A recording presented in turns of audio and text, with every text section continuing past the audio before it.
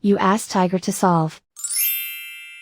This deals with linear equations with one unknown. The final result is x equals 96/5. Let's solve it step by step. Simplify the expression.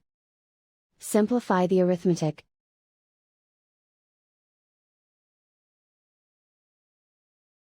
Find the greatest common factor of the numerator and denominator.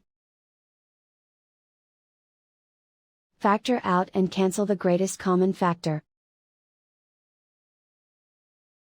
Isolate the x. Multiply both sides by 24. Group like terms. Multiply the coefficients. Simplify the fraction. Multiply the fractions.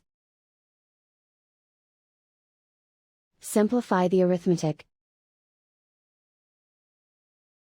And so the final result is x equals 96/5.